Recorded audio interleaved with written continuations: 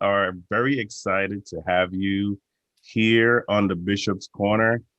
Tonight, we have some very exciting questions on the board.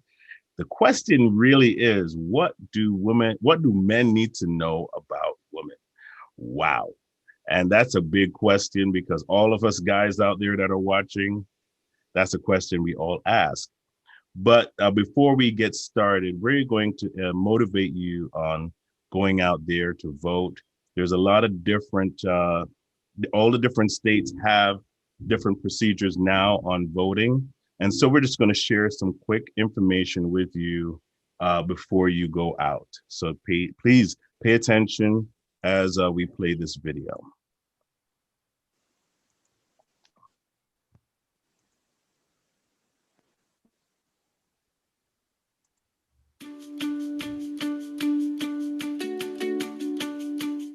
Is your voter registration up to date? Even if you voted before, from time to time, states and local election offices purge their voter registration lists. They delete people who have moved or who haven't voted in a long time. And sometimes there's just an error.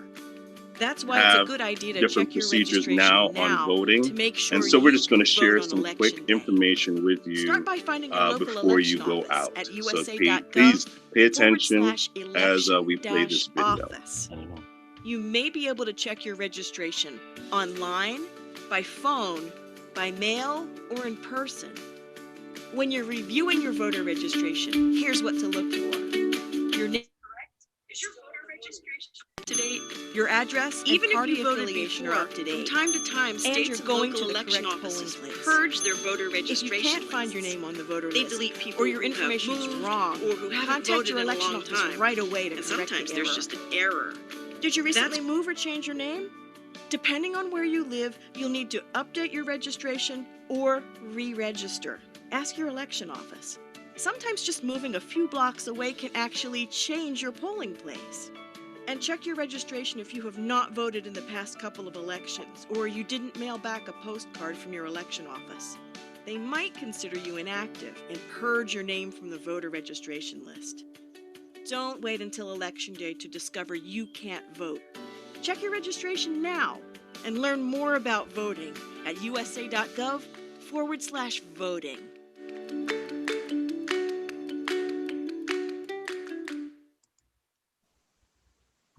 All right, so make sure that you are correctly registered and you're in the system so that when November 3rd comes, you can vote. Now we're going to start our program, and I'm going to introduce our host for the evening, the Honorable Bishop Dr. Herbert N. Scott. Bishop Scott.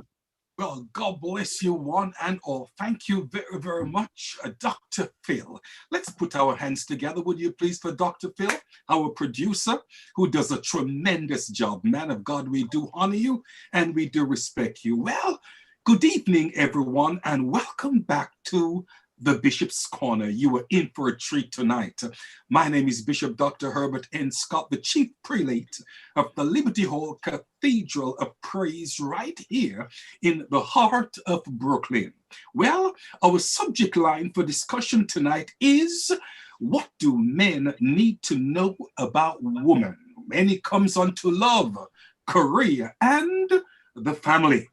It has been said that heaven and earth rejoice the day that women place their feet on earth. It's also been said that money can buy a good dog, but it's going to take love to make that dog wag his tail. Well, we're hoping tonight that the panel of cherubs will indeed cause us men to wag our tails. I am looking forward to it tonight. Would like to welcome at this time the audience that are weighing in, and also our illustrious panel that we have tonight. We want to thank God for the Right Reverend Dr. Heather Francis that is with us. Can we put our hands together, make her feel welcome? Woman of God, thank you very much. Then we want to thank God for my little brother, Apostle Lucian Roas. My God, we thank God for the man of God all the way from up north. My son from England, Bishop Neville Wollaston, is with us tonight. Oh, and then we want to thank God for a young man that we all love and respect, Pastor Richard McKenzie Jr. He's also from Brooklyn, and you know that good things come from Brooklyn. Well, sitting beside Dr. Heather Francis, we have a beautiful young lady by the name of Gabby, and Gabby makes Dr. Francis look so beautiful. Gabby, thank you very, very much for weighing in. Then we have a lovely young lady all the way from Connecticut. She's a part of the ministry where Bishop Neville Wollaston is the man of God, the overseer, and that's none other but Kadesha Simpson. Woman of God, thank you very much for coming on. God bless you, and please maintain that beautiful smile. Last but not least, ladies and gentlemen, my daughter.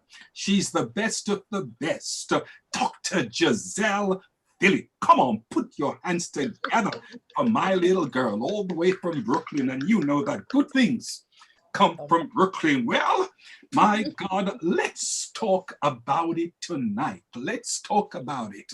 The question for our consideration that the ladies will explain to us tonight is, what do men need to know about women? Well, some weeks ago, we were told that women really don't want much. They just want the alpha and the omega and everything in between.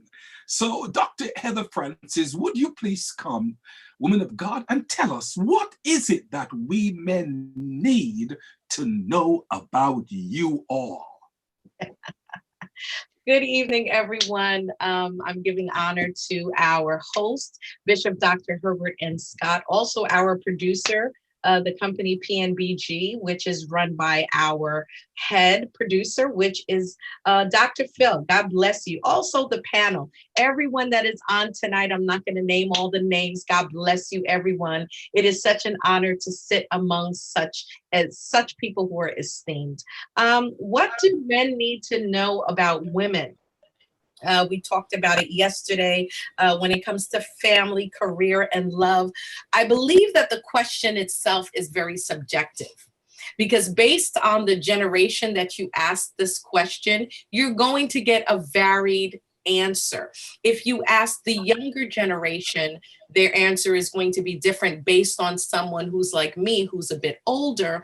And then there's a factor in there that may change the whole thing and put a boomerang in it based on experience. Based on where I am right now in my life, I'm going to answer it from my perspective. What do men need to know about women? Well, when it comes to love, I would say that a woman wants a man who can satisfy every area of the love circle. What does that involve? It involves the philia, which is the friendship. Women want to have a relationship where they can be friends with their husband or with their lover, which is their husband. And you don't want to just be a husband, but you also want to be a lover. There's something that sounds so good when you say your husband is your lover. And you don't just have to call him, oh, my husband, but he's my lover. Also, women want that eros kind of love. We want the romantic love. We want eroticism. We want to be romanced. We want to be wined. We want to be dined. We want all of that. But then we still want the agape love. We want that fulfilling spiritual love where a man will take care of me the same way that God takes care of the church. How is that? The first thing he did was sacrifice his only son so that we could have a right to the tree of life. Baby, what are you willing to sacrifice? What are you willing to give up to get my good graces? You give me grace, I'll give you grace. When it comes to career, well, now based on experience, based on what women have to work hard for, depending on the woman you ask, women want to feel valued because now we have to earn a seat at the table when it comes to leadership. Now we have to make sure that we cross our T's, we dot our I's, which means we acquire the degrees, we acquire the education that now allows us to sit at the table with men of a certain status. stature. So we want to feel valued. We want to feel appreciated. Also, when it comes to the family, now that women have to rise to the occasion and earn a living, also, we want to feel that we have a mate that will work with us. And we don't want the defined gender roles, but we want gender roles that can be cross-learned, meaning that if I can't cook tonight, baby, you should be able to get naked, put your little apron on, and cook me dinner. And when we're done, I'll cook you dinner my way. Amen. Hey to the man. Heather Hallelujah. Francis, a question. Do you think men really understand? Do you think we really understand? Or do you think we're just pretending? No, but you know what? Here's the thing, Bishop. Marriage is, when I'm talking marriage now, because I'm talking either prospective marriage or marriage, because I'm speaking from a Christian perspective. So I believe that marriage is an institution where, and in an institution, there are levels of learning. And so as you come together with your mate, you may get married and be at first grade. But at some point, I expect you to matriculate. I expect you to reach middle school. I expect you to go to high school. And at some point, when we get to university, I expect to see lights, fire, and action. I hear you, woman of God. Well said indeed. Okay, Kadesha, please weigh in on the same question. Good night, everyone. Good night to our esteemed panel. Good night to our visitors listening in. And yes, most definitely, what do we women want you men to know about love, career, and family? First of all, I think Lady Heather Francis summed it all up. So awesome points with sharing the 3 stages of love. Definitely for me personally, I want unconditional love. I want my husband to love me just as he loves his mother, his sister, and just as he would love his daughter. So I'm looking for that unconditional love. And what does the word remind us? Love covers a multitude of sin. While we're loving on each other, I want us to be able to share our individual career goals. What are my dreams and my aspirations? What are your dreams and aspirations? How can we tie it all in together and work together so our family can grow? How are we preparing for the future for our children? How are we investing? How are we growing, not only on a material basis, but on a spiritual base, on so many different levels? We need to connect. On it with our career. Are you planning to go back to school? Is it okay if you work night while I do the day shift? Can we take turn with taking care of the kids? It's just being flexible to intertwine those roles. The woman of God just said, if I can't make dinner tonight, is it okay if you go into the kitchen? If I can't pick up the groceries, is it okay if you go grocery shopping?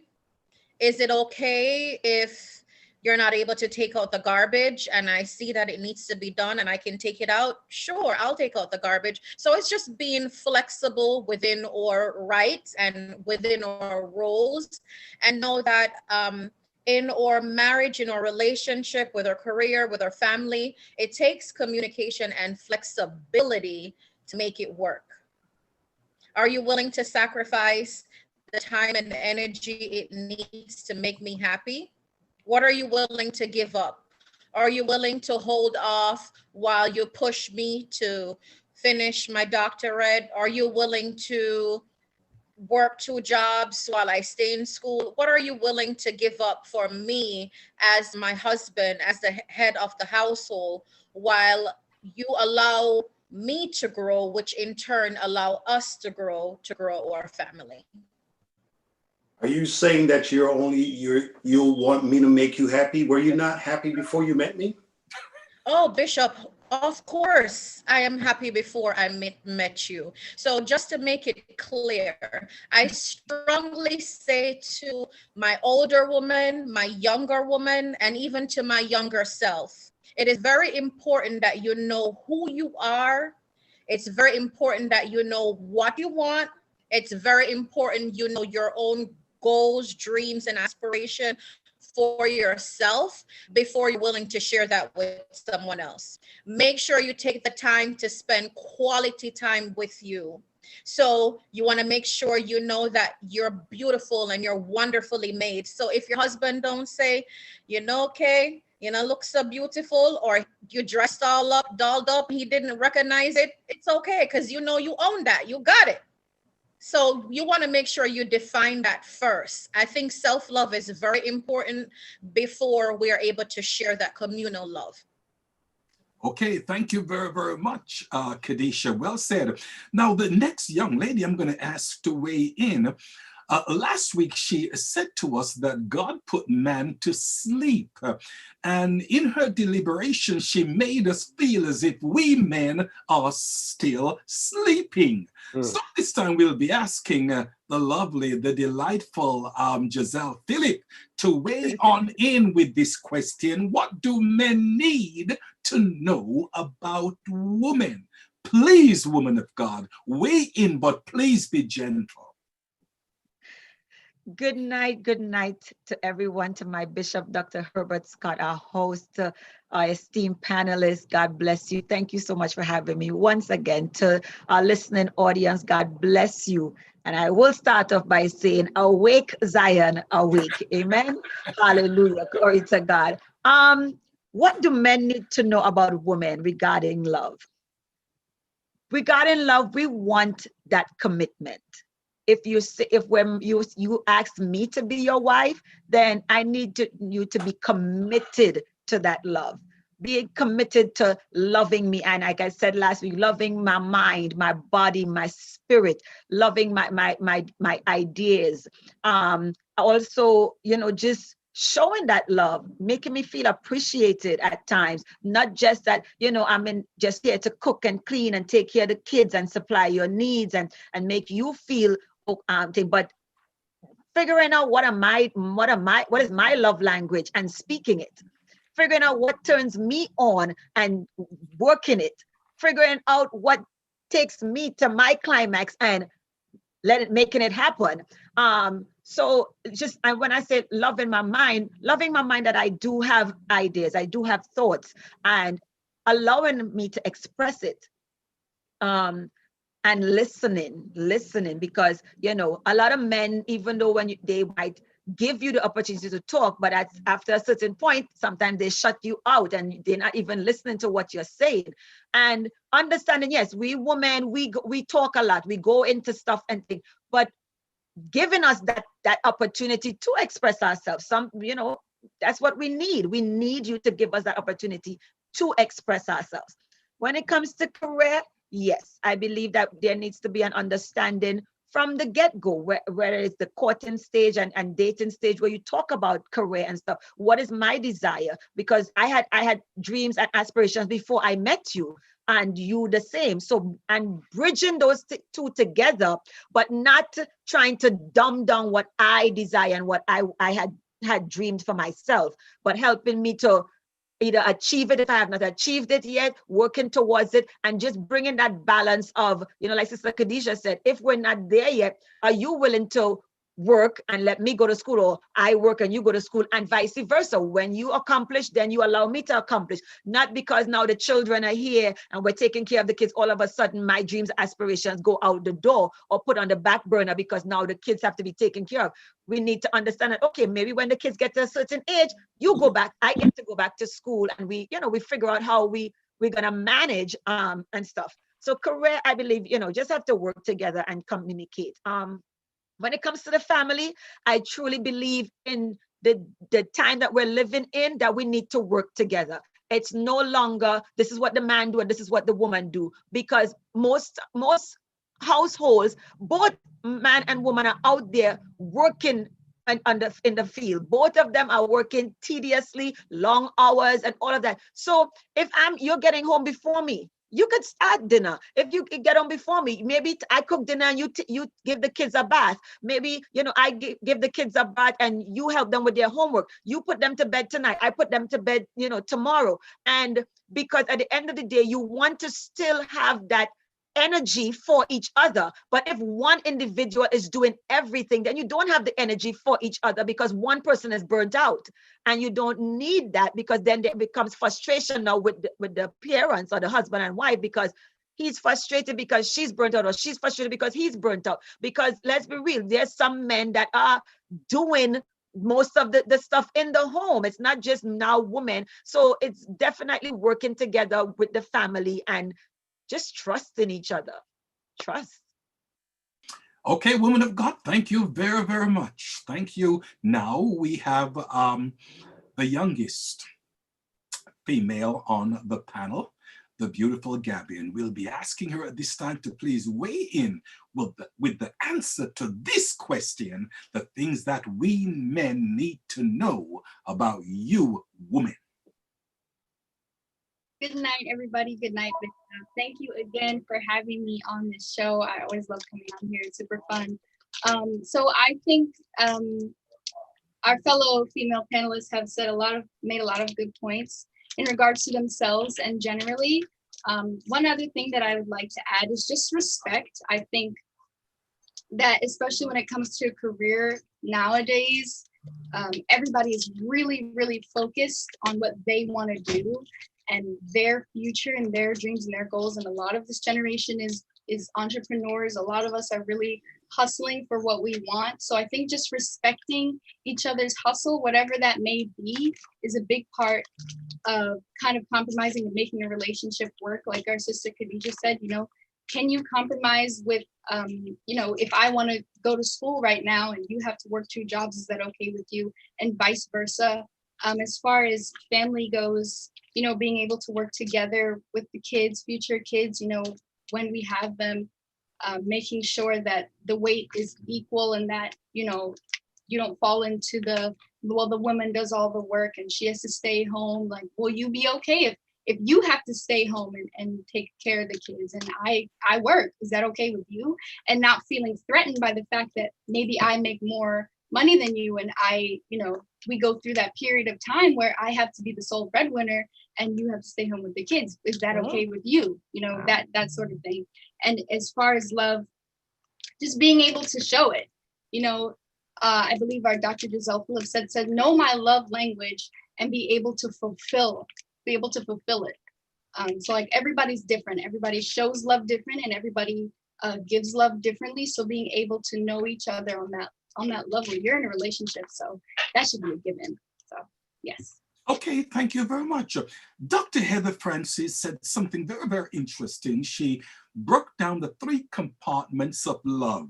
But the week before, what she said was this: to men, love is equivalent to sex. Love is equivalent to sex. Well, first, let me put it to the ladies, okay?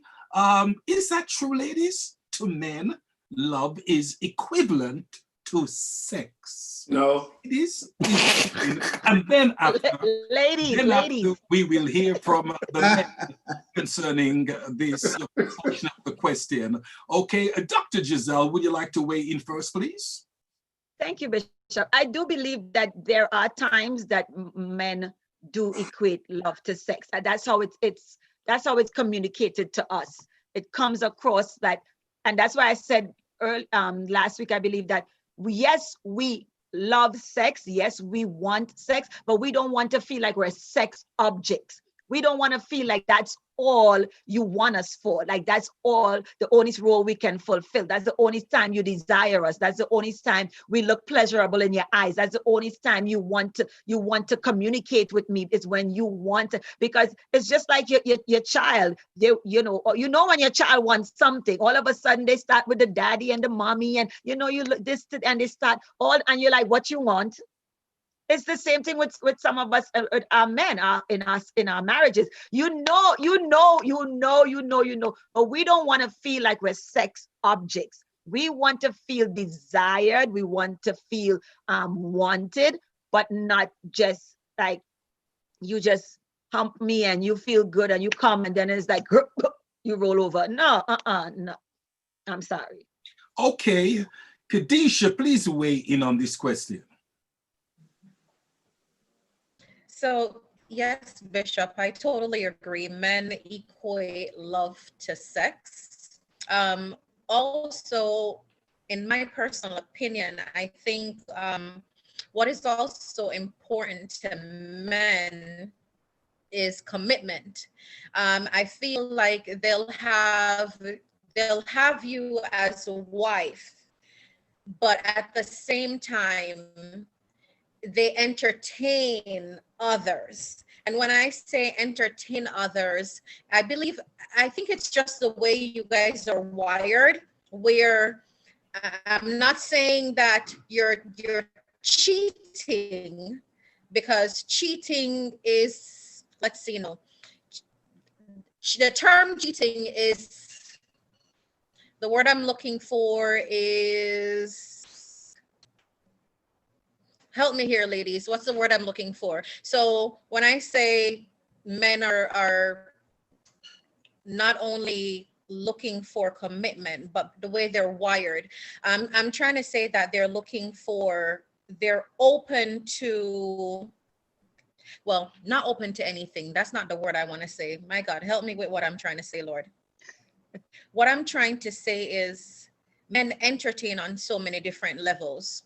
When we say men cheat, oh God, I'm segueing into a whole different area, but cheating is not only sexual penetration. I'm saying men cheat on so many different levels. Men Like cheat emotionally? with conversation. Men cheat flirting. Men cheat, like you're not even aware of what you're doing. So yes, I'm sorry, Bishop. No, go ahead. Okay, go ahead. So yes, I can say to some point, love equates to sex. Okay, okay. Let's hear from Gabby, please. Go ahead, Bishop. Okay, I'm gonna speak from my perspective because, as you all know, I'm not married and I've never been in that kind of relationship. But the way that I will speak on the way that men approach single women, I think they approach single women with a very kind of sexual intent, at least in my experience. They don't approach you with like, hey, how are you doing? They're like, hey, sexy, you know, like it's a very kind of sexual approach to it. So you don't even feel like, you don't even want to talk to them. Do you know what I mean? Like, it doesn't feel like they want to get to know you. It just seems like they just want something from you. You feel sexualized. Are you Right. talking about men in the church or men on the outside? Both. Okay, okay. Dr. Heather Francis, please, would you weigh in on this question? Well, I stand by what I said. I do believe that, and I'm gonna chime in with where Sister Kadesha was going, that cheating comes on many levels, and sex for men. I don't think men realize how sexual you are. We do. You do? Yeah. But not you, because here's the thing. No. I don't think all men realize that, because there's a level of, I think I'm chiming in with Kadesha here, flirting. I want to call it flirting, because it can be conversational, like she said, it can be emotional, it can be people that you allow yourself to have a connection with, and that can violate and make a wife or your partner, your lover, feel intimidated because you have that connection with someone else. And Why so does it have to be perceived as flirting, though? You know that there are a lot of men who have more female friends than male friends. You know that, right? And vice versa. Does that mean we're all cheat with all these females? But not every man has the same intention, or not every man comes off the same way. The fact is, there are some that do come off that way. And put yourself on the other side. One of the things that I try to do when I speak to people, even in counseling, I try to put myself in their shoes and see how they may be perceiving something. And so we always have to keep in mind, how is that person feeling when someone is coming at them in a way that makes them feel like my daughter said, sexual, because that's not how all women want to be addressed. Mind you, there are some women, and I'm sure it's probably outside of the church, that may feel when a man goes, hey, sexy, you know, you looking really good in them jeans. Whereas to me, I'm offended by that. My daughter is offended by that because you know, because of who we are, we feel offended. Some women like to be objectified. Let's keep it real. Some women like to be objectified, but not all women like that. So I think someone typed it in the chat that you have to get to know someone. You really do have to get to know them, but how you approach them kind of sets the atmosphere from where you go from that point. And I do believe in relationships, there are some men, now let's keep this in mind. I'm going to go back to what Bishop Wollaston always says. Bishop Wollaston always says, go back to the model that we were given. Now, if you see your mother and father or grandmother and grandfather say that they love each other, but then when they say they love each other, kiss each other, they go straight to the bedroom, you're equating love with sex. So if I love my wife, from the male perspective, there's always an intention there to get something. Whereas if you see a different type of love demonstrated, and let's keep it real, old school guys did not wine and dine. Not everyone does that. I'm not saying it across as a blanket statement, but old school, normally it's just you're a provider. And most men think that if I provide for you, if I put a roof over your head, if I put food on the table, that should be enough for you to give me anything that I want. And that equates love to sex. Now I'm saying things without saying things here. Otherwise, there's a different perspective. The new woman or the modern woman does not necessarily need you to provide, you know, the house and provide the car and provide the groceries. They want the romance. And romance doesn't necessarily mean you have to buy me flowers. You have to, you know, take me to dinner. There are different ways. There's love notes. There's different ways to tell a woman that you love her. Just being her friend and being a companion and being there for her, being understanding, being compassionate. So there's so many levels to love that, you know, but does the man really understand that? Have men experienced that?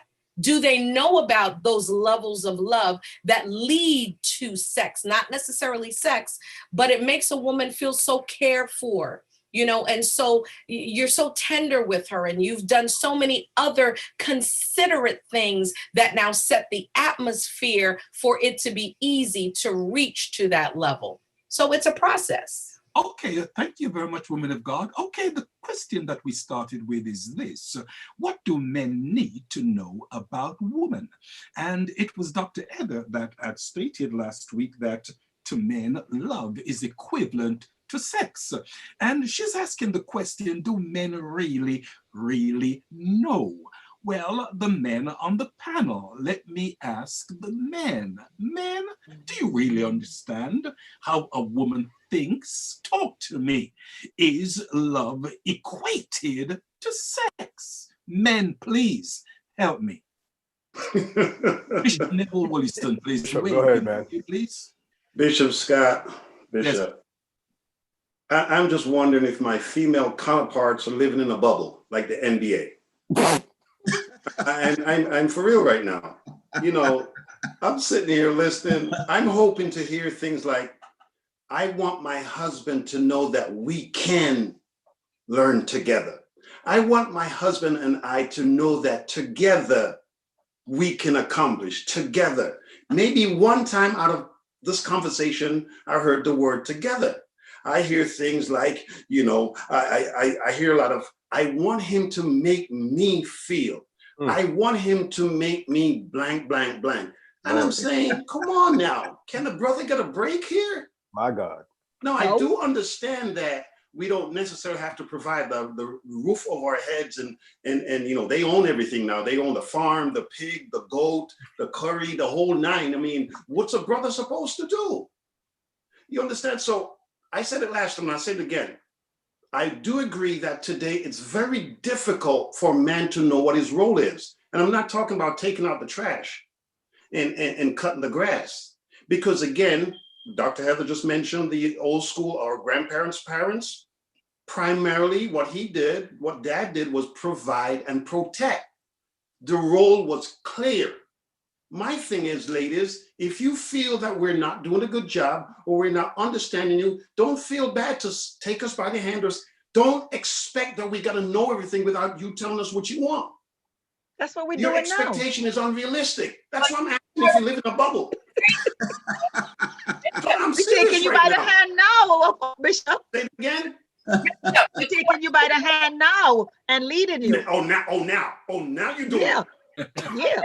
But 28 years, 28 years later. towards individuality, because the question says, what do you need to know? So Exactly. it wasn't geared towards a unified answer. It was an individual answer. It's individually asking me, what do I want you to know? So I'm not going to include you in the answer because you need to know the information. I understand. And Dr. Heather, it's safe to say you're speaking for the majority of women with your answers. All of you are. So we still need to know. But I understand what you're saying. But my thing is, let's learn together. I agree what you're saying, that at your age, it's different from Gabby. And at Gabby's age, from my mom's and your mom. I understand we're in different ages or eras and what have you. But just what I'm basically saying, come on now, give a brother a break here. What about love? I mean, what's wrong tell me what's wrong? You talk about how we're wired. I didn't wire myself this way. And I think Dr. Gizelle talked about, you don't want us to look at you as being objective sex objects or whatever. I don't want to feel like I'm raping y'all either, or we're just begging, or can I give you $5? I mean, I don't want to feel that way. And sometimes that's how we feel. Because either your head hurting, you're tired, the baby's up, I got to get up at 5. What's a brother supposed to do? Talk to me. What am I doing? Take 3 cold showers and go to bed? Bishop Wallace. Come on now. You might have to tonight. You might have to tonight. Not good. Because all women that have higher sex drives than their spouses. I personally know women that would take it every night of the week. So that not the majority. Let's be clear. I know a lot of women that have very high sex drives. I know a lot. Yeah, I see the thumbs up. I see you. There are a lot of women who have very high sex drives, and they don't have a problem with taking care of their husband anytime, any place, whether it be the washing machine, the dining room, the playroom when the kids gone to school. Listen, they don't have a problem with it. So the few or the ones that do have a problem, go see the doctor, get you some hormones, whatever. You mean the other 98%? Well, it doesn't, listen, it's not that bad, Bishop.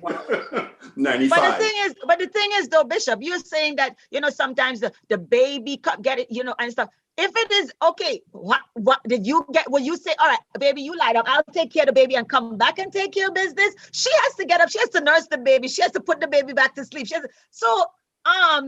Dr. doing Heather, all of it and then still coming back to I'm just asking you what a brother supposed to do. Just work tell me what together, I'm supposed to do. work together. Do I turn the tap off? Do I turn the tap off? Do I just turn it off? What am I supposed to do? Shut it off? It don't work like that. I told you before, their gas stations are open 24 hours a day. Some at night, you don't go to every gas stations station always for your gas. open. Listen, if you keep a woman happy, a woman will keep you happy. And if the communication is wrong, if there's something wrong in there somewhere where you're not saying what you need, because listen, didn't I said it nicely before, but let me say it again. Let me put it in layman's terms. Say it slowly so we can get it. Let me break it down for you. Marriage is an institution. If you have to learn how to turn me on, then go to class and learn. If I have to learn how to fulfill your needs, then I need to check in with the teacher or the professor and learn how to take care of you. It is an institution, and we both on both sides have to understand that we need to get the work done. Otherwise, you will not pass go and you will not collect. And then we Amen. go find another gas station to go fill up. Are you okay with that? No, that's why you thanks. go That's back. all. I'm not saying that we should do that. I'm just trying to say. It is a only if you've seen a casket and a graveyard that you already sign your name to, you could go ahead. What you mean? What you mean? I don't mean Your that. wife gonna kill you. That sounds like a threat. Listen. Okay, let's take it down a little. Okay, Pastor Richard McKenzie, please weigh on in and help us, please. My God, I'll take it down a few notches, Bishop. Don't worry. Thank you. Keep it where it's at. No. We're gonna bring it down a little bit. First and foremost, to go back to the cheating aspect that the ladies were trying to explain, I do agree that cheating doesn't just have to be sexual. There's other ways that you can cheat in a relationship. Number one, you can cheat financially, because some of y'all have accounts that we don't know about. Hello. All right. You can cheat with your time. You can cheat with your energy. There's different forms of cheating in relationships. So let's just put that out there. Anyway, so the question is, does love equate to sex for men, right? That's the question, right? Yes. All right. Let's be honest. Men, sex is important, isn't it? Yes. Sex is absolutely important. But since the ladies are telling us what we need to know, we're going to flip the script a little bit and tell y'all what y'all need to know. Yeah.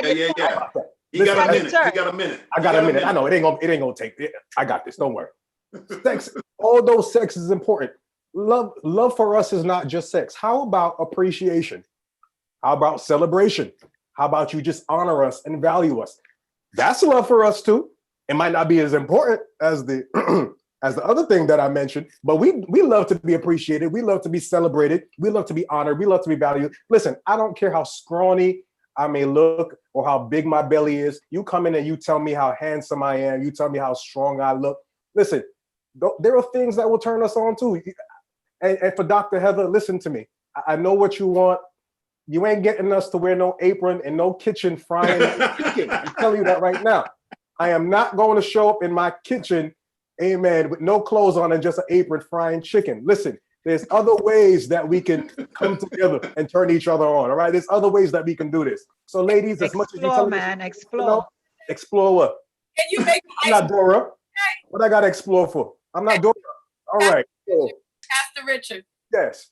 can you make an ice cream sundae with a cherry on the top? Lord have mercy. Bishop, back over to you, sir. And now may the say Okay, I'm going to ask at this time our apostle, Rojas, please weigh in. Madam, would you please? Well, certainly I want to say good night to each and every one. It's certainly a joy and a pleasure to be on the Bishop's Corner. Apostle Ross, come on, man. Tell them the truth. Get to the meat. Well, I've grown to appreciate this this group. I got a genuine love for the brothers. You're muted, Apostle. Okay. Yeah. That's because his love is only for the brothers. Yeah. No. For the you know. But it's beautiful to come together. And tonight I was doing a lot of listening because it's what we need to know. And you're telling us some of the things that we know already, but it's nice to hear it from you. And so tonight I wanted to be a good listener, you know, but some things that I know that I didn't hear that some of you all mentioned was like, you got to understand us because of the way we speak, because women sometimes can use their mouth as a weapon. In the book entitled Men Are From Mars and Women Are From Venus, it says one of the things is that men get things done, women like to talk about it. So a woman's mouth, a woman's way of talking can really send you almost crazy. Sting. A man want to get in a fist fight and it's over. A woman want to talk for 2 hours. You're preaching, sir. And that could drive a man crazy. I'll go back to the Bible now. It's better to live in the corner of a house than to be in a mansion with a brawling woman. You know, so we want you to say what you have to say, but don't overplay it. Now, how we need to understand you guys too, women, sorry. What about, I didn't hear you say, what about when I'm going through, we men have midlife crisis, you women go through menopause, you might have a good sex drive, a low sex drive, hot flashes. We need to understand you in those areas, you know what I mean? So I didn't hear much about that. And I didn't hear the word compromise, that we are willing to meet each other halfway, you know? Because listen, Bishop Wallison said something. God wired us this way. Men are boorish by nature. It doesn't mean sex is everything. It doesn't mean that sex is just for procreation. It's for entertainment. It's to enjoy one another. And we are more inclined to want than women. And I think once we are fulfilling that area, it can be really, I tell you what, sometimes you might have a disagreement with your wife and you come together for a time of intimacy. It does wonders. Sex is a very powerful thing, and we cannot underestimate that. But we men is not only equate love to sex. You know, we like to treat a woman nice, make them feel like they're the queen of the palace, Yes, sir. and so forth and so on. So yeah, I mean, I listened tonight, and yeah, I would like to make you guys happy. You know, I like to make my wife happy. You know, so I hear you. As Bishop Scott say, I feel you. Thank you. Thank you, man of God. Hear me, and hear me good. Okay, the first question we asked was, what do men need to know about women? Now, let me ask the ladies this question. Are there anything, ladies, that you don't want the men to know? Oh. Are there anything that you women don't want us men to know? Bishop Scott, we don't have time. That was an under the table question. I want to hear from the woman tonight. Start with Dr. Gizelle.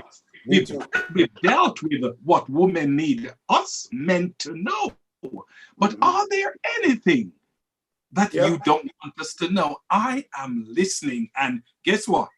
I'm not sleeping now. I'm wide awake. Talk to me, ladies, and I'm throwing this out to you, Reverend Dr. Heather Francis, Dr. Gizelle Phillip, Kadesha, and the lovely Gabby. Talk to me, talk to me, talk to me. What don't we want you to know? If you asked me this at 27, it would be a completely different answer. And now at 50 something, I'm gonna give you the 50 something year old answer. Give us both answers. No. Why not? You're holding out on us. No, I'll give you both answers. The 27-year-old me that was courting to be married would have said, what don't you want to know about me? Nothing. Because I was a completely open book, and I think I was a little bit too honest. And sometimes honesty can be seen as a weakness, and you can be taken advantage of, unfortunately. Now, the 50-something-year-old me, what don't I want you to know? That I will always be saving for a rainy day, just in case you decide to flip the script on me. Same thing I say. Secret account. Same thing. Jesus. Dr. Gizelle? I didn't know any better then. Now we talk about Bishop. Oh, okay. Go ahead, Gizelle. No, Apostle, you go ahead. So let's hear from the ladies first. Okay. Then, we'll hear from the men. Go ahead. What I would not want you to know, that I'm always 5 steps ahead of you. Oh. You think? Always 5 steps ahead of you. What you think I don't know, we know. The bank account, that rainy day bank account, y'all know we have it. So that ain't nothing. Y'all know we have it. But I'm always 5 steps ahead of you. That's one I don't want you to know. Okay. Kadesha? Uh-huh. Are you lost for words, Kadesha? You're muted. You are muted. Okay. Okay. What I don't want you to know, I don't want you to know that I'm always prepared for anything. So I'm ready. Whatever it takes, I'm ready. Okay. And that can be anything. So when I say I'm ready, as my sister just said, if you flip the script, it ain't even only about the bank account. It's about, I already have in my head potentially where I want to go, what I'm going to do. It's a plan. Okay. And it sounds as if you just came up with the plan.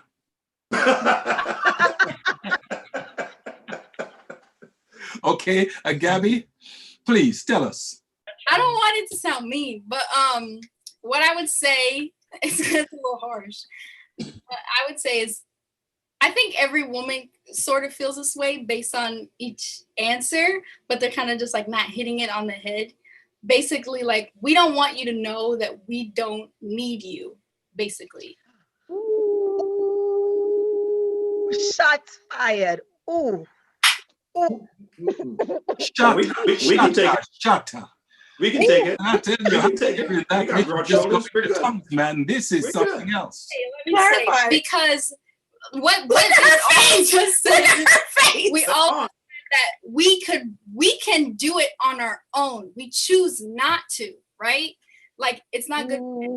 So we choose not to be alone, but that doesn't mean that we need it. If that makes sense. Does that make sense? Yeah, it makes a whole lot of sense. So my question is it okay then that we can have side chicks? No, that doesn't have anything to do with what I just said. I'm just asking. Y'all say you don't need us.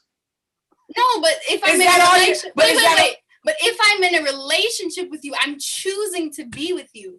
That doesn't give you the right to choose not to be with The you. way how y'all ladies just answer this question, y'all should all have prenups.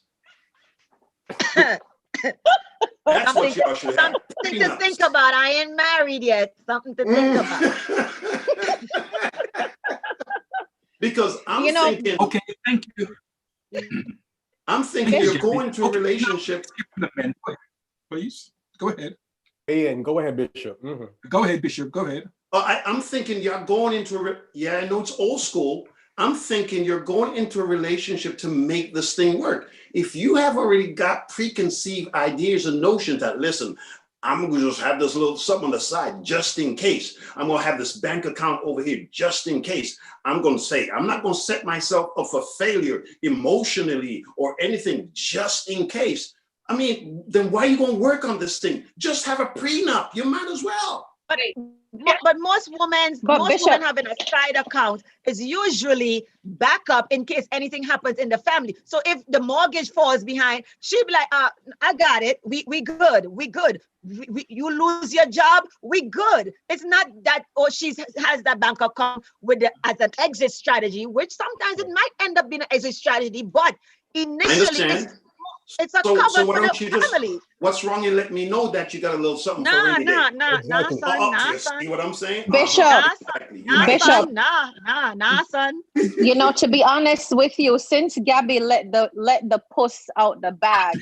Only because she's the only honest one. No, she didn't let the puss all out the bag. All right. So since Gabby one. let the puss out the bag, she's the Bishop, only honest one. Let's keep it real. Since we already acknowledge that we're saying that women don't potentially need men, remember, Bishop, there's a notion that says man sell a shop. Okay. All right, and with the Duracell battery, it keeps on going and going and going and going, and it doesn't stop. Thus, I asked the question. Is it okay then? Will you? I'm not saying me personally. Will you frown on a side chick since you got Duracell and everybody else who sell? Are you good with that? Because I know you're not. Okay, but Bishop, let me throw a monkey wrench in here. Stay on. Let me throw a monkey wrench, and I want you to. I want Bishop Wollaston to respond. Go ahead. How do you then respond to someone like me, who was very honest initially going into a marriage, who put everything on the table, including every dime I owned, and ended up marrying someone who I ended up not just penniless, but homeless? Okay, of course, that don't happen all the time. I'm not belittling that. It happens. I want you to respond to me because I ended up losing everything. So what do you say to me? And I ended up with nothing. Okay, if you were my daughter or my sister, the first sign or the first red flag that I see or you communicate with me that's happening, I'm saying get out of there. But no, but we're talking about, can we talk church? Can we keep it real? You not get married in the church and start telling your business that you're church people. What? Come on, somebody. Let's keep it real. It was embarrassing. You, first of all, you don't humiliate yourself by telling missionary cornbread, because by the time missionary cornbread have my information, totally agree. It reached to evangelist walkabout. It reached to deacon tell everybody, and you are completely destroyed.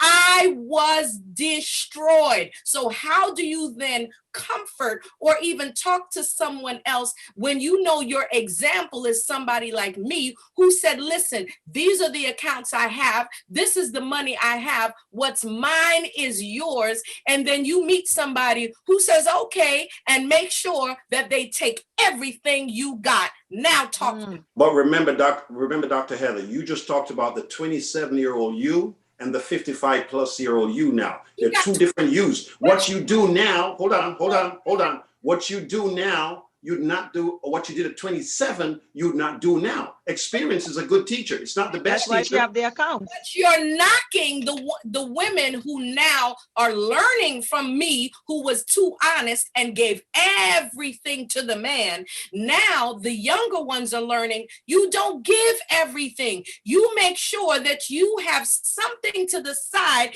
because if you meet a blowjo like I did, what are you walking away with when you meet somebody like, you can't go to church, you can't go tell bishop, because somebody go and tell somebody who tells somebody and tell somebody.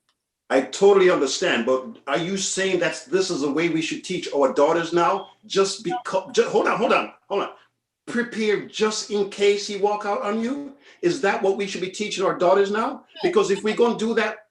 No, this is what I'm saying. Let my daughter answer. No, I understand what you're saying. Go ahead. I don't think the goal is to prepare for the worst. I think it's to hope for the best, but it's always to how do I? You hope for the best, but prepare for the worst. Well, yes, but I think if you always have the doubt, then you're never going to fully be able to commit to a relationship or like put yourself fully into it. So I don't think that that's the goal. I think that you go into it having what you have and being confident in knowing that you bring something to the table. I have what I have, right? And you do the same as well. But we're not looking to to look for somebody to complete us. We have to be complete on our own. Mm-hmm. So I'm gonna have my money before I come into a relationship with you, and you know that what I have, not because I don't want to share it with you, but because it was mine before I came to be with you. So it's still mine. So what I choose to share with you is what I choose to share with you. Still have that's the unwritten prenup right there. But but I'm not gonna be like, oh, you know, I'm not committed. So no, it's just like, it's just my, I don't know, it's just mine. So Gabby, what if you come in with $100,000 and he comes in with only $10,000? What if you come with 100,000 and he only comes in with 10,000? What happens then? 100,000 is hers. I'm supposed to share my 100,000 just because I'm just asking you a question. Just want to know. Just want to know. Have access to 10,000 and she have. We're not speaking to you, Gabby. You come in with 100,000. You love this guy to death, but he just came off farm work. He saved 10 grand. I'm not. And you came with 100,000. Well, talk to me. this is okay. All right. I'm gonna give you a really real example. Okay, so Okay. I was in a relationship for 2 years. 2 years ago, right? I was in a relationship, and I was in college. I was working. I had money. He was not in college, working, did not have money. Okay. So he'd be like, oh, I want to get this. And I'd be like, all right, bet, I'll give you a little something here and there. My mom advised me not to do this, but you know what? I didn't listen. And I was doing it anyway because I loved him. Right. But then my money started to run out. Did the love run out too? Did the love run out? Yes. The love run out. The love run out when the money run out. No. It didn't. No, but my point is you can't eat love. Right. I can't go into a relationship expecting because I have money, I'm just supposed to just give it to you just because I totally agree. It's not fair. It's not fair. No, you're right. So and it's the same thing with the man. He shouldn't have to give all his money because it can be reversed. The woman comes in with 5,000, the man come in with 100,000. I'm not saying that you give all your money to the woman either. And it's all about trusting each other. This is why we have to be really careful with who we join ourselves together with, because it's all about trusting each other, because I'm believing what you're telling me and you're believing what I'm telling you, and we're coming together and to work this thing. It's trust on so many different levels. Well, it's obvious, Gabby, that you're definitely a smart person. And of course, your mother has a lot to do with that, with teaching and training, because to me, that's a deal breaker. That's definitely a deal breaker, because what you see is what you get. You call it red flags. Red flags don't mean go. And if you see so many red flags, it means stop, get out, don't keep going. Unfortunately, a lot of women see the red flag, but they keep going, and then they get burnt and burnt and burnt. Remember, a guy go into a relationship with his head, see what he can get out of it. A woman goes with her heart, and 9 times out of 10, her heart gets broken. She's never going and thinking with her head. She's going with her heart, butterflies and all the rest of this nonsense, and she gets burnt. So yeah, kudos to you. That's because women fall in love with potential all the time. All the time. Potential to be broke for the rest of your life? You don't know that when we're in love and we're falling in love with potential, because yes, but Dr. Heather, like Gabby. No. The thing is, we fall in love with a dream that we have brought just conjured up in our own minds. We fall in love with a dream that we have, that we hope and pray that one day he will change. We see, listen, red flags never turn green. Red flags never turn green. And we see it through big billboards, and we still rushing because we believe that he'll become the man that I have in my mind. And it never happens. It never happens. I know Bishop Scott's going to take it back, but it's like, no knock to the women. It's like some women, they find their husbands outside and they talk about, oh, I'm going to get him saved. I'm going to bring him to church. Wherever you find him, if you find him in the club, that's where he's going to be. If you find him in the bar, that's where he's going to be. A woman must always find a man in the presence of God, because that's where Eve found Adam. Eve found Adam in the garden, in the presence of God. If you don't find your man, I know what you're going to tell me, all things being equal, I know what you're going to say, but I'm just speaking in general terms. I'm not saying he can't be a devil, but what I'm saying is you must find him in a certain place. Yes, Dr. Heather, you might find him in the presence of God with all the red flags, then run. Run. Don't wait for it to turn green. Don't wait for him to wash it out. You see red, we just heard a moment, red will not turn to green. In the presence, outside of the presence, wherever, if you see red flags, keep it moving. Amen. Okay, now hear me. We could go on all night. The first question we asked was, what do men need to know about women? And I asked the question, what is it that women really don't want men to know? They haven't told us yet. Okay, Apostle Roberts, would you like to weigh in, sir? And then Pastor Richard McKenzie, and then the next question. Men don't want us to know. Yes. There's a saying. There is a saying: once bitten, twice shy. All right. And when we have bad experiences, sometimes we live them out. Yes, we do. So because of the experience that Dr. Heather had, but it's not a one size fit all. She might have that experience, other people might have different experiences. So in the book of Job, it says that very thing that I have feared has come upon me. Mm-hmm. You cannot go into a marriage thinking, suppose 5 years down the road, in case I'm divorced. Remember, we said this is for better, for worse, for richer, for poorer. And we make a lifetime commitment. Sometimes it happens. We people get divorced. We understand that. But I'm saying we going into the marriage and we're not hoping, you know, like in a game, you're playing not to lose. You know, so you're going into the marriage hoping that it works. But if we go in the back of our minds, hey, just in case, yeah, prepared, but we can't go just in case because we're not talking about unsaved marriage or in the world. We're talking about Christian marriages. Now, in today's world, Bishop Scott, it's different from years ago. My mother, for example, never worked in her life, not because she was lazy, but that was the culture back then. My father was the provider, and my mother did the housework, and that was not easy to raise 8 children. Listen, today I had my grandson with me. He's 3 years old, and I was home alone with him. I told my wife, not another day, I can't. He grabbing, he pulling, he pushing, he grab. Come here, don't do this. Don't remember, I'm 60. You don't have the grandkids no more. Stop it, put it down, don't put it in your mouth. Take it, stop, come here, come. Sit down. Oh, too much. So my mother raised 8 children, and in those days, like I said, there was no Chinese store down the block for pizza. We grew up in the islands. She cooked every day. So it's easy to say she was home. But in full-time job. I heard what Gabby was saying. Today, people not carrying nobody. You got to bring something to the table. Now, Bishop Wallison, you said if someone make 100,000 and the guy make 10,000. Now, when we talk about unequally yoked, we think about saved, unsaved. Is that unequally yoked? Yeah. And I'm not putting nobody down. I'm not despising their small beginning. You making 100,000, you have your PhD, and you took a guy from McDonald's. Somebody, how is that going to equate? Come on, Bishop. How is that going to balance here? Come on, Apostle. So I don't think and listen, let me tell you something. People today, listen, sex don't pay the bills. Love don't pay the bills. This is not the 60s and the 70s. What are you bringing to the table? Both men and women, different culture, different time, different era. Thank you. So I'm going to leave with this one.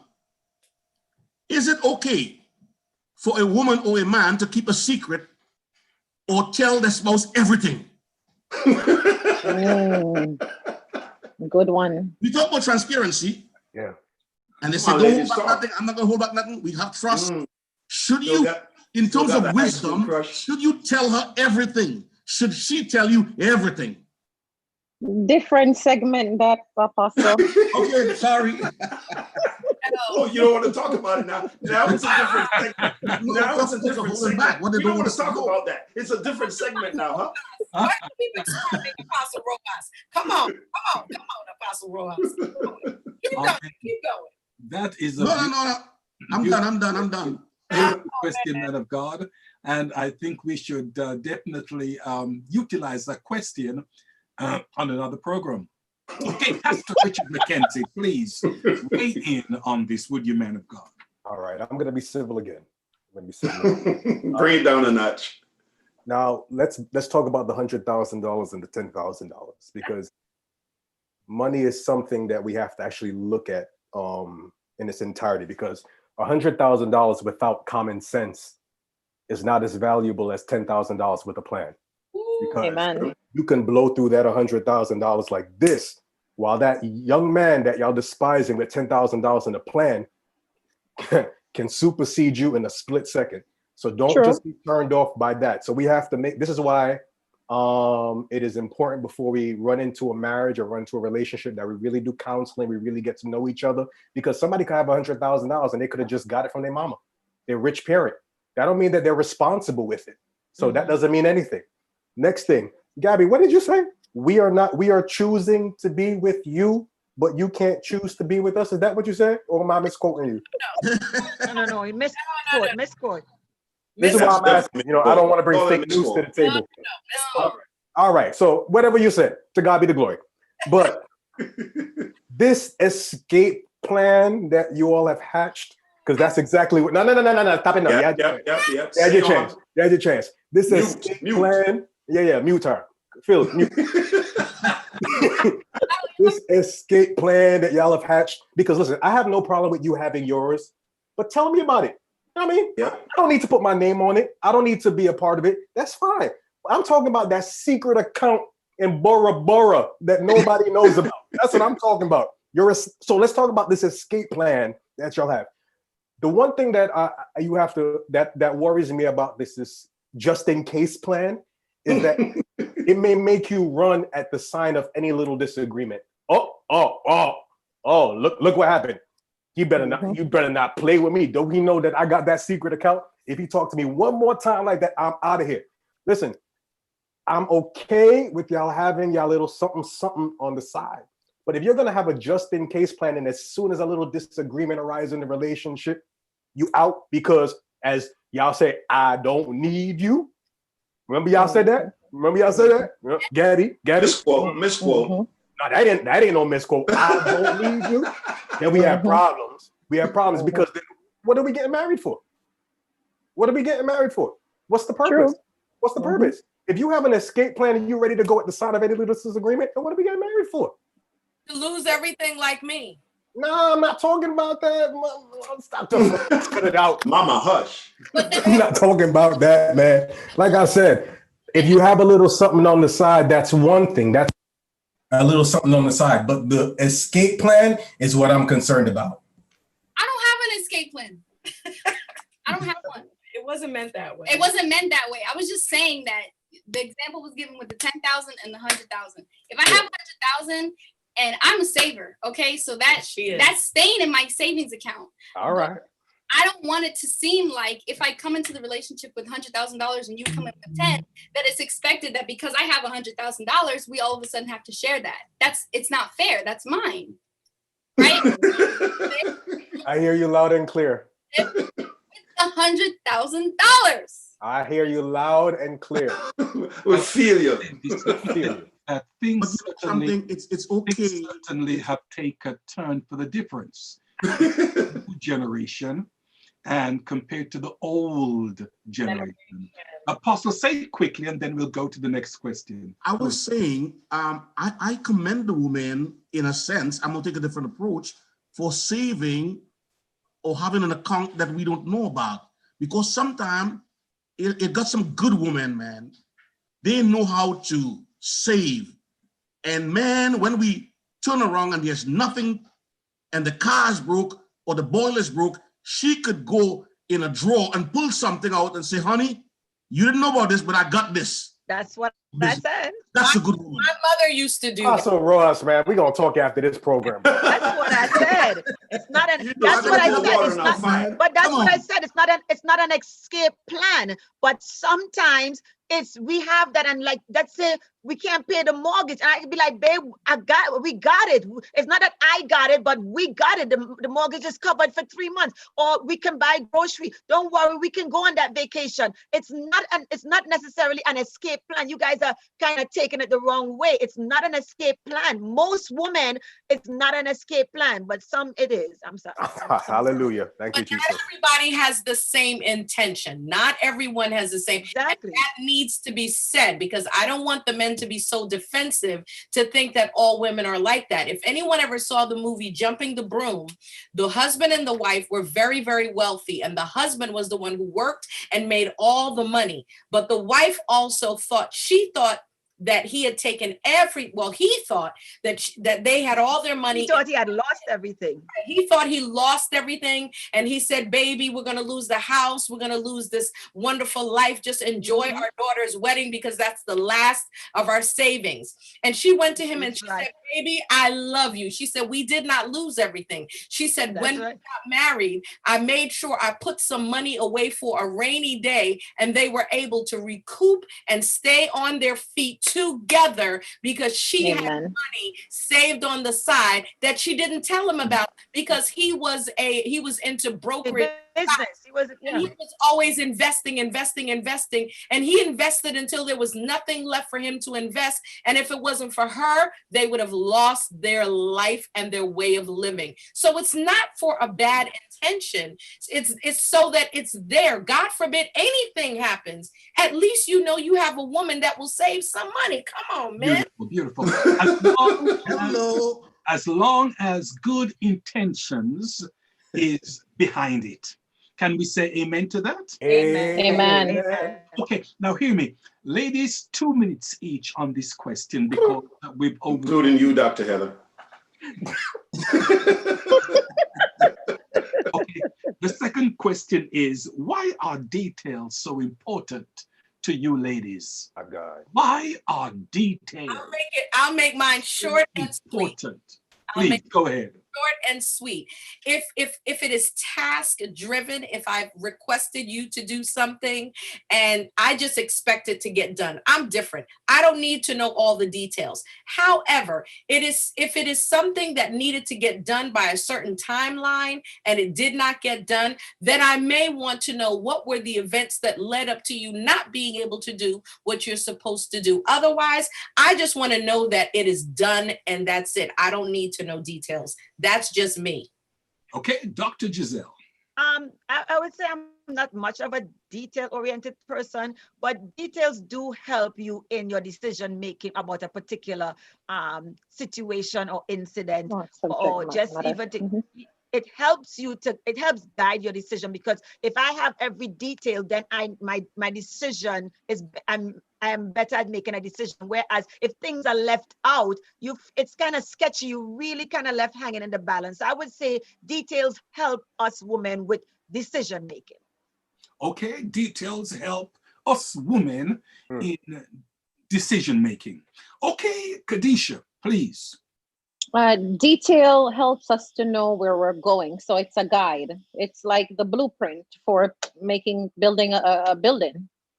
It helps you to know where to go, what to do, what not to do. So I like to know the details. I'd like to know what I'm getting into. Okay. Okay, Gabby, please. Yes, I think that women in general tend to be overthinkers. That's just in our nature. I think generally, I'll speak You're right. That, Amen. So when it comes to certain things, when we don't get the answer that we want or it isn't clear, there's all these questions in our head. So then we're asking, well, why did that happen? And I think when we get all the details all at once, it saves us that extra overthinking that we tend to do. Men, are women really detail-oriented? Apostle Roas, please. Well, Bishop, the same way we said that men are sexually driven and that's the way they're wired, I think women are wired that way. Don't defend them. To learn, to get into the details. Of course, like it says, men are from Mars, women are from Venus. They like the details. A woman was arguing for 2 hours. Hello? Yeah, we're hearing You're you. there. We can hear you. We're hearing you. We can hear you. Saying something?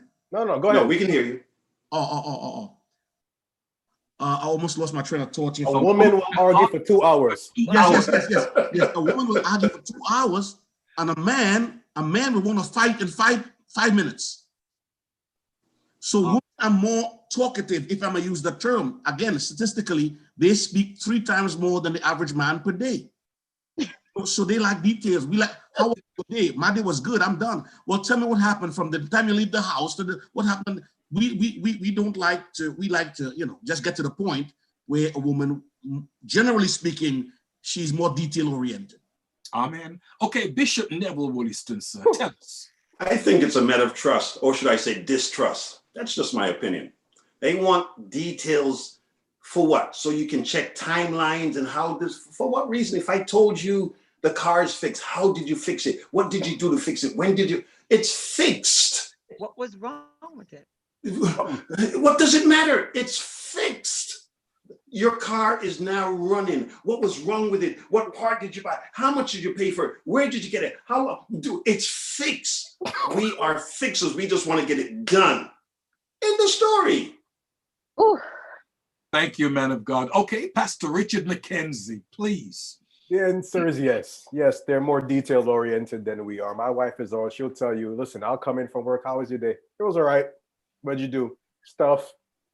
That's it. But she'll talk. I know I'm gonna hear it when I go, but she'll talk about the phone calls that she had, how this one was this and this one was disrespectful. And I'm like, But for me, honestly, I come home. How was your day? Good. What'd you do? Stuff. I'm home.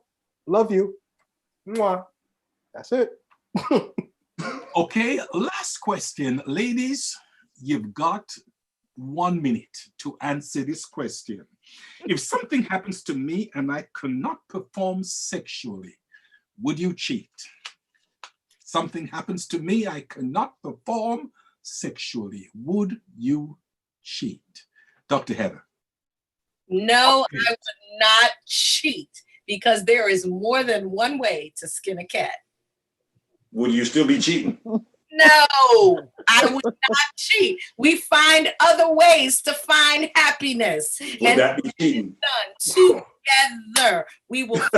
Oh, okay, just want to make clear. Just want to be clear. Got you. We will find a way together. I like that word, together. Way, Bishop Wallace. Dr. Gizelle, please. No, I would not cheat if something should happen to my husband and he can't perform sexually. No, I would not cheat. In the event that, my husband is a paraplegic, there are always, Duracell batteries and Energizer batteries and, but I would not cheat on my husband. I wouldn't do that. No. Okay. The lovely Kadesha, please weigh in on this question. I wouldn't cheat, Bishop, but I would explore, or we would explore, other means of entertainment and satisfaction. Okay, thank you much. Last but not least, Gabby. Yeah, I agree. I would not, because I wouldn't want it done to me. God forbid the situation was reversed. I would never want my husband to cheat on me because I couldn't perform sexually, because that is also an issue for women as well. So no, I would not want that. I would not cheat. Okay, thank you much, young lady. Let me give the men the time for them to explain themselves. Okay, I'll give the men the time, starting with Pastor Richard McKenzie. The question is, something happened to me, cannot perform sexually. The women, they have said they will not cheat. How say you, man of God? Are they speaking the truth? Oh, we're talking about them, not us. Okay. Oh, that's easy. Great. Cool. My God, my wife just said I'm all ears. Okay. If they're speaking the truth, I would hope that they're speaking the truth. But you can talk about something, and then when you're in that situation, it's a whole different story. That's what we have to understand. That's what we have to realize. Because it's easier to say no now, but when you're in the situation and all of a sudden, like Barbara's fatting right now, sometimes you get to that situation where you start fatting, amen, and you might see Deacon, what's his name, Dr. Francis Cornbread, amen, Deacon Cornbread might present himself. So I would hope that she wouldn't, but Deacon tell her go. I don't know. I don't know if I hope she wouldn't. Wife, I'll talk to you later. Okay, please, sir, weigh in on this question. Well, Dr. Phil, I mean, come on, we are Christians, we are pastors and apostles here. We got to say the right thing, But listen, man, Pastor Mackenzie say, when the squeeze is on, we would never do certain things, and when the time comes, you say pressure burst pipes, Pressure does burst pipe. But anyhow, I think a man would probably cheat on his wife if she's healthy more than if she's sick, because that guilt trip, man. I mean, how can you do that to someone? Like I said, quickly, my wife and I, we in March, she came down with the COVID, and I came down with a strain, but her strain was heavier. And I cooked for her. I made soup. I prepared hot tea, ginger. The day before she was feeling pain, I rubbed her down. I hope she's on the line listening. Anyhow, and I did all that. And I'm saying, if my wife were to get sick for whatever reason, and she cannot perform, You know, like I was saying, I will wash my wife underwear. I will shower her. I will bathe her. I will, if I have to wipe her, I will do it because she is sick. And I would like a, Gabi, you said something really powerful. If the roles were reversed the other way around, you would like the same for you, the golden rule. So yeah, you know, I will stick with my wife if that happens. Amen. Thank you. Bishop Neville Wollaston, sir. Bishop, this is not a hard question for these women. Every single woman on the panel, every single woman on the line gonna say, yeah, you know why? Sex is not a big deal for them. They'd rather wash clothes and do laundry than do sex. What kind of problem? Well, come on now. Bishop. Listen, it's not hard for them. Every last one of them gonna say no, they won't cheat on their wife. I'm not saying that they should, but come on now. It's not a priority for them. It's not like us. Talk to me, somebody. Amen. That's my answer. Let me say this, that these are real issues that people do go through. And these are things that we cannot preach a Sunday morning. Okay, these are things that go through our minds constantly, yet these things cannot really be addressed in the pulpit. But we have to talk about them. Now, with the things that we have spoken about tonight and the different topics that we've looked at pertaining to what do men need to know about women, what should we really take away from this conversation tonight? And I'll put this to the ladies first as to what we all should take away from this conversation tonight. Pastor Heather Francis. I believe the key is understanding and learning how to relate one to another, because each of us come into a relationship with different ideals, different ideas, different goals, different dreams, and different hopes. But the goal is for the unification, because as we said, marriage is an institution. So I believe there has to be a lot of learning, a lot of understanding, a lot of compromising, and a lot of what Sister Kadesha said, flexibility, so that it can work. Thank you much. Dr. Gizelle. Good. What we should take away from tonight.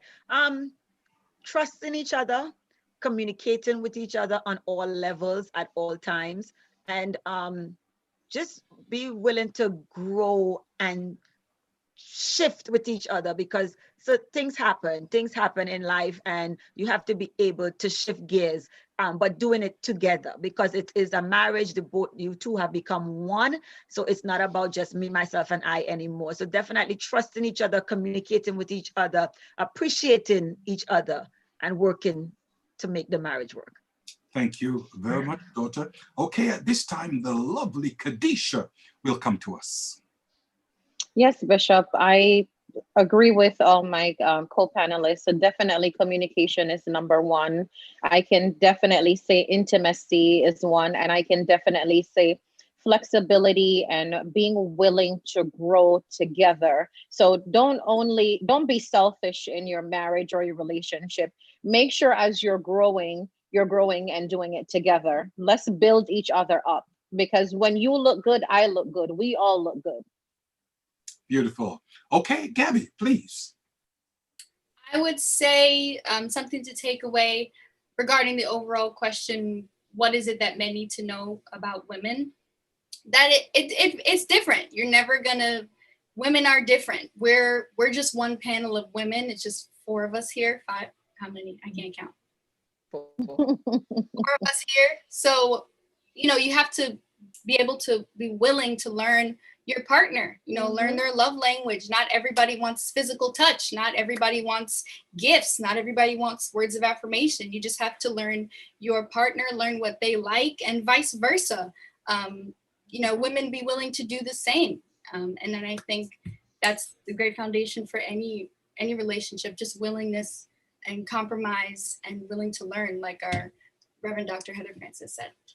Thank you much. Okay, Pastor Richard McKenzie. All right. Praise God. What did I take from this? I took from this that men are like pound cake. Easy to make. While ladies are like a 10-layered cake with about 3 or 4 different tiers on it. However, I'll say this. Although we might be different and our makeup is different and we may be wired differently, as long as we come together with one mind, one heart, one focus, flexibility, compromise, and communication are instituted, we can make these marriages work. We can lower the rates that are high in the church. We can make it work. Okay, thank you much, sir. Dr. Neville Williston. Yeah, Bishop. I think this is probably one of the few times I'll agree with Dr. Heather Francis. What I take away from this panel is understanding. I'll definitely agree on that. Try to understand each other. We're not as complicated as you think we are, and I'm hoping that we're not thinking that you are as complicated. You put on a good front, that's for sure. There's no doubt about that. You know, you really put it on, but you're not that complicated. Let's learn together, understand each other, and I think we'll be fine. Okay, thank you much. Apostle Roas. Well, I go back to the scripture. It said, I'm going to be preaching now. Blessed to give than to receive. And I think in this life, if we can serve each other, that would be a beautiful thing. So I'm serving you and you serving me. It's not about me. It's not about myself. You know, it's like the ham and egg sandwich. The chicken say, I got to lay an egg, but the pig say, I got to shred a leg. So sometimes who giving more, who giving less. But if I would put my wife's needs before me and she will put my needs before her, it will make such a beautiful thing. So I think giving and serving is really important. Apostle, giving and serving is really the voice of reason. You switched up on us tonight, man. You switched up on us. Hey, listen, I got one question. Bishop, the clock has run out. I got one question. Should Christians have prenuptial agreement in marriage? Whole different show. Whole different show. Whole different show. That's another segment. Another segment. I'm just asking. But let me say this as we are concluding. It's 9:30 now. That marriage is the game that two people can win and two people have to win. So we're in it together. We have to make it work. I just want to thank the panel for weighing in tonight. And guys, you did a tremendous job. Thank you very much. I want to thank our audience and so forth. And also we want to thank the production company, PNBG. And this program will be on every Thursday evening at 8 p.m. until 9:30. Please weigh in next week. See you on the Bishop's Corner. God bless you.